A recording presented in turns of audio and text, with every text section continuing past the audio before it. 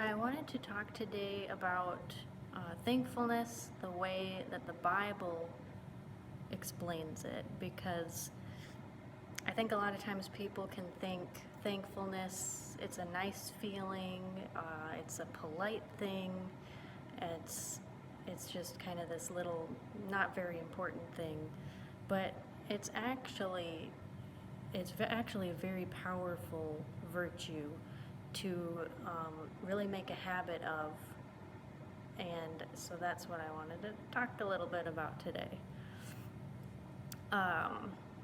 So thankfulness. On the other hand, depression, grudges, hopelessness, feelings of being overwhelmed, fear, resentment, bitterness, grumbling and complaining, all of those are like self-focused, and dwelling on the reasons you might have those feelings doesn't really resolve them. But instead, you really have to put an opposite state of mind into play in order to get free from those dark thoughts. One example of an opposite to each of those is a mindset of thankfulness. That's an opposite, it's a positive. And I want to show you why thankfulness is so powerful and how the Bible shows us that. One thing to keep in mind is that in order to be in a mindset of being thankful, often you have to acknowledge someone other than yourself. So maybe another person, or lots of times acknowledging God in the process of being thankful.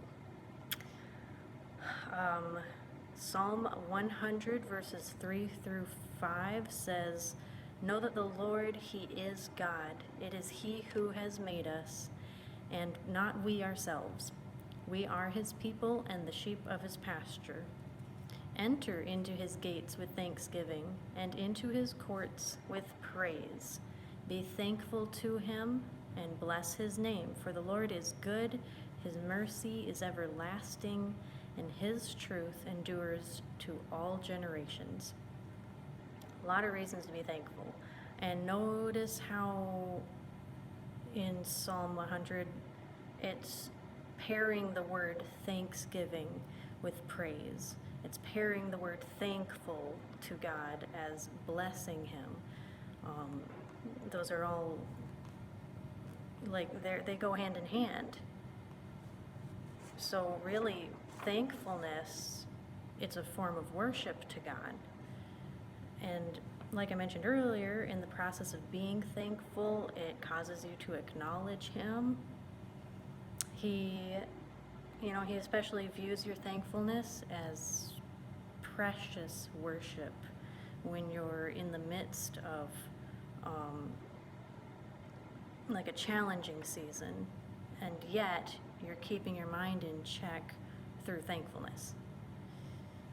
The reason why He finds it so precious is because through a heart of gratitude and thankfulness, you're not allowing the circumstances around you to like steal your hope, but rather you're remaining in faith through your thankfulness, remembering God's promises and His past faithfulness to you and to His word, to follow through with His word. And that's another thing too, is it's so important to remember what God has done already, and to remember past victories, previous miracles that you've seen or that you've heard testimonies from other people. Those are powerful things that the enemy wants you to forget that stuff, and he wants you to stay in this self-focused mindset of all those things we mentioned earlier: hopelessness, fear, grumbling, depression, all the other things. So at this point, we come to 1 Chronicles 16 verses 11 through 12. Seek the Lord in His strength. So just amplifying how we need to remember what God has done. Seek the Lord in His strength, seek His face evermore. Remember his marvelous works which he has done, his wonders, and the judgments of his mouth. Psalm 78:4 reinforces that. We will not hide them from their children, telling to the generation to come the praises of the Lord, and his strength and his wonderful works that he has done. In a contrasting example, look how God views grumbling and complaining, with an example used of the Israelites after he had rescued them from Egypt and Pharaoh, protected them from the plagues, provided for them in the wilderness, all on the march to their very own promised land, and yet they were grumbling. Numbers 14 verses 26 to 27 recounts it. The Lord said to Moses and Aaron, "How long will this wicked community grumble against me? I have heard the complaints of these grumbling Israelites." Yikes. He calls them a wicked community because they were grumbling. They weren't thankful. So on the other hand, we know, what pleases God. Faith pleases God. And it's cool because thankfulness is really faith put into action. It's like an action of faith is to be thankful.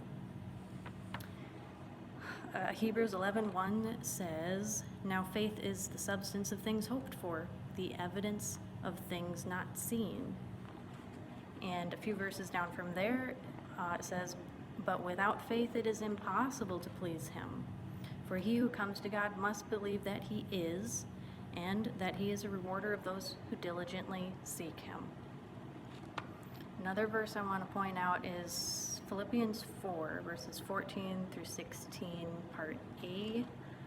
"Do all things without complaining and disputing, that you may become blameless and harmless, children of God, without fault, in the midst of a crooked and perverse generation, among whom you shine as lights in the world, holding fast the word of life."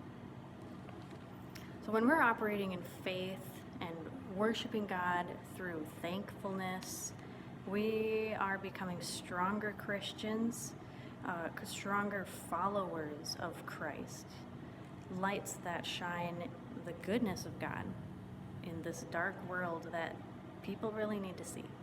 They really need to see that, and they'll come to you and they'll say, "Why are you so thankful? How come I always see you?" And if you are down, it's still with this hope. How do you have this hope? Even when I can tell that you're in a struggle, you're struggling in a hard season. And then be ready to tell them why you're still thankful, because that's going to be a huge opportunity to share the gospel. So anywho, maybe comment below something that you're thankful about. Let me know if this was encouraging or anything, and we'll do more videos like this because this is fun. It's encouraging to share stuff. All right, bye.